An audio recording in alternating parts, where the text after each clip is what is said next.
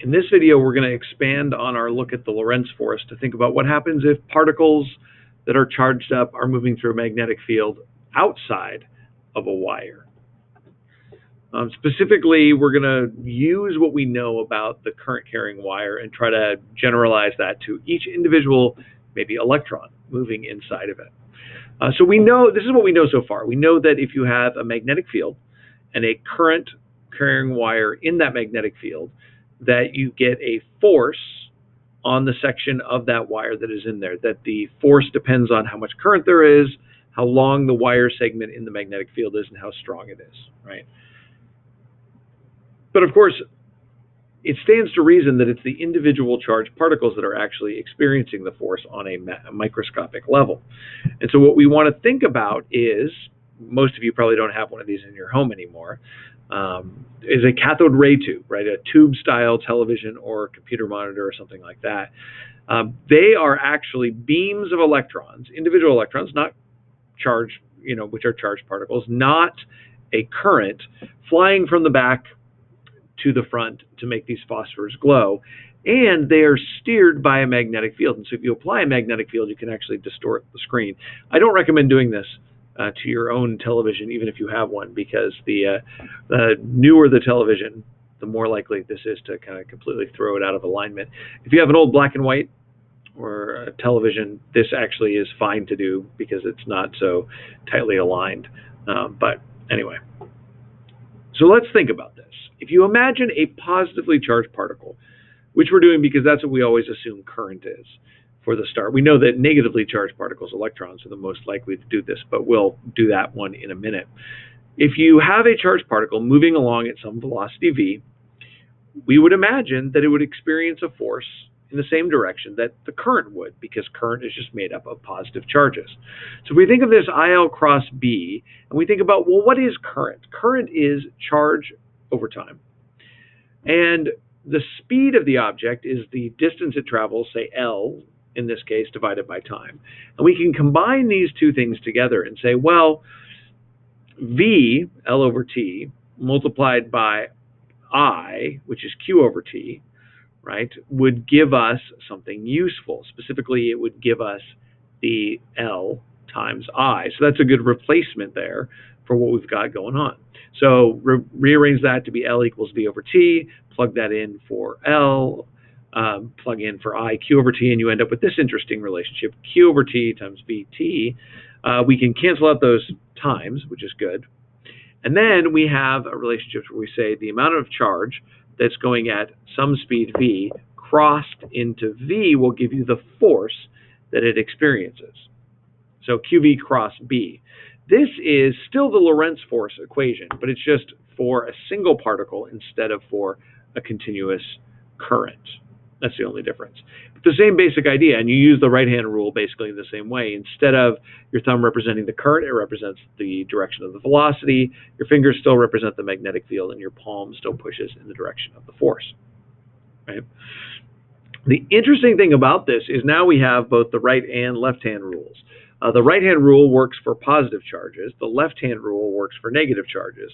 Your other option, of course, is just to always use the right-hand rule and then flip the direction if you're dealing with a negative charge. And that's the basics of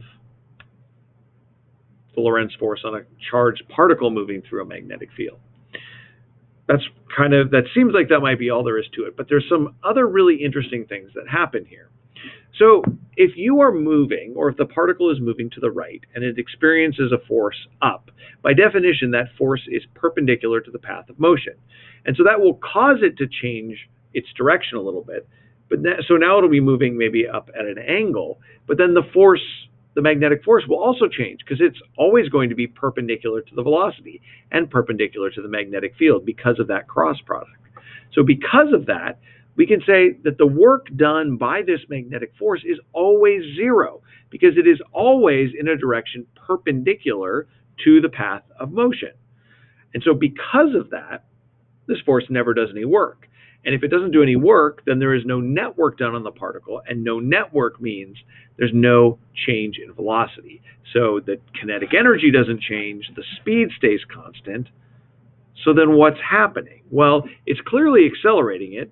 it's changing its direction, but it's not changing its velocity. And that should cause, sirens and flashing lights to go off in your head, that a situation where a force is perpendicular to the path of motion, doesn't speed it up or slow it down, but does change its direction, should remind you, of course, of circular motion. In this case, when you have a charged particle moving through a magnetic field, that magnetic field will provide a centripetal force, a force that will cause it to go in a circle. And so here's kind of a picture of that, right? The force is always going to be constant because the magnitude of the magnetic force will be constant, QV cross B.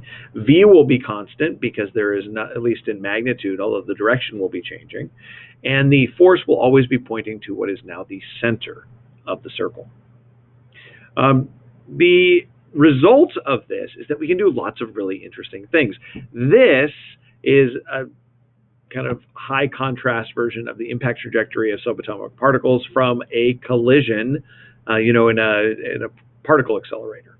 And so what you have is you have things that go straight through, not charged. You have things that curve a little bit, somewhat charged. And then you have things that spiral tightly, things with big amounts of charge. And so this allows you to see what kind of particles come out of a collision by just looking at their spiral patterns. It also almost looks like a fun abstract art that you could hang on your wall, which you probably could get made. Another example of this is the aurora. This is what happens when charged particles hit the upper atmosphere, right? They accelerate, they spin in the upper atmosphere because they're interacting with the Earth's magnetic field. They release light because of the interaction of high-speed particles with the atmosphere, creating this plasma. It's beautiful and eerie all at once. So let's do an example of how this works, because what we have now is the ability to actually talk about how tightly and how fast this thing will circle. So if I give you a charged particle, this is an electron, so we know it's charged 1.6 times 10 to the negative 19 coulombs. It's traveling with a speed of 2 times 10 to the 7 meters per second. And it enters a magnetic field with 5 times 10 to the negative 4th Tesla. And so you might say, well, what does the electron's path look like? What happens? Well, it should circle. And according to this, if it were a positive charge, it would be curving up. But since it's a negative charge, it should be curving down, which for a circle should make it look like that. So it will curve in the clockwise direction. Okay. Once we have that basic idea of what it's going to be doing, we might ask ourselves, well, how tight is this circle? I mean, I said from that plot of those collision traces that knowing the circle, the radius of the circle, tells you something about the object. And so we can go to our circular motion relationship. Centripetal force equals magnetic force in this case. QVB is the magnitude of the magnetic force, mv squared over r. We can solve for r. We know in this particular example what the velocity is. We know the mass of an electron. We know the charge of an electron. And we know the magnetic field strength. So we can calculate that we would end up with, I'll move my video out of the way, 0.23 meters, right? So about a quarter of a meter, circular radius. So we might ask ourselves, what else could we tell? Just by looking at a picture, we see a particle goes into a magnetic field and it circles counterclockwise. Well, that means it's a positive charge because the right-hand rule in that direction would cause it to curve that way. Right? The particle obeys the right-hand rule, so that would be the answer. You might ask yourself then, well, I know there are magnetic fields, right? And sometimes I want things to travel in straight lines, even though they're in a magnetic field. So how could you do that? Well, what we do is we add an electric field, because electric fields apply a force to charged particles, whether they're moving or not, and magnetic fields apply forces to charges that are moving. And so if we cross the fields, as we say, you can make this happen. So if you have magnetic force and electric force, right, as this enters, the magnetic force on our charged particle, assuming the right-hand rule, will be up, which means if we apply an electric field downward, we'll get a negative, or we'll get a downward electric force. And if these two forces are equal, then it will travel straight through. Now, the reason this is helpful is we know that the magnetic field, the force that the magnetic field applies, FB, is dependent on Q and B and the velocity. So for a given charge and a given magnetic field, there is only one velocity that will give you a particular value there. And for that same charge traveling at any velocity, we would get the same force from the electric field.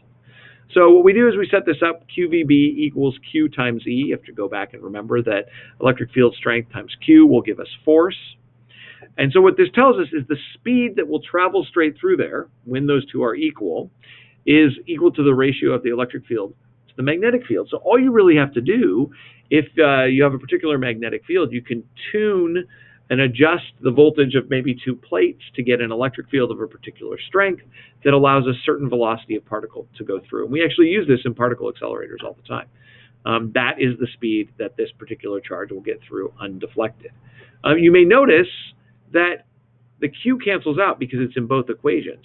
And so that means that this will allow any charged particle to travel through undeflected if it's going a particular speed. And that is what makes it kind of a really interesting result. We can actually figure out if this makes any sense. This is a Newton per Coulomb divided by a Tesla, a Newton per Coulomb, and then a Tesla is a Newton per amp meter. The Newtons cancel out. We get amp meters over coulombs. An amp is a Coulomb per second. Meter per Coulomb, the coulombs cancel out, and you end up with meters per second. Huzzah! So this is how we make a cathode ray tube. Cathode ray tubes are useful for a lot of things, but basically you have something that allows you to accelerate in a bunch of charged particles, some electrons.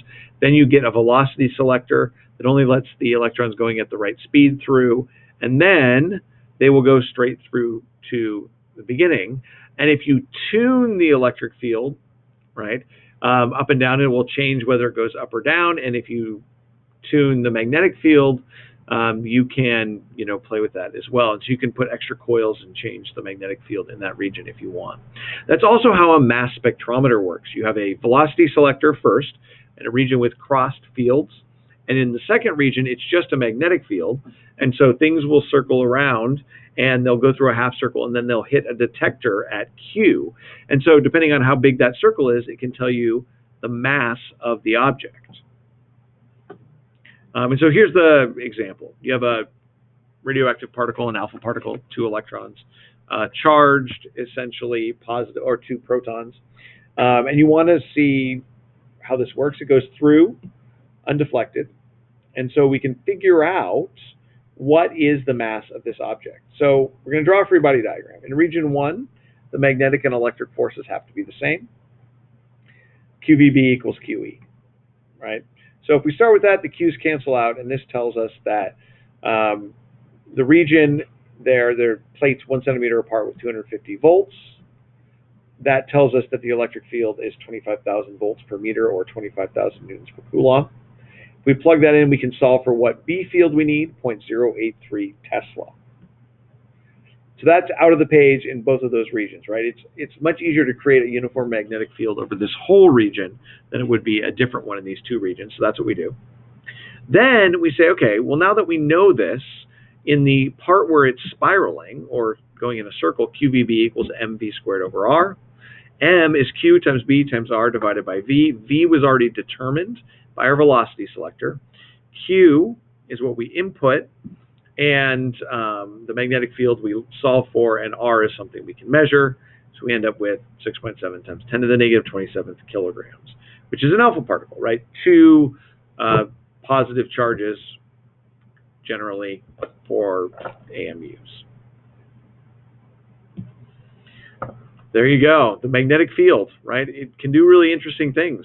Charged particles traveling through it go in circles, and we use that for all sorts of really interesting results.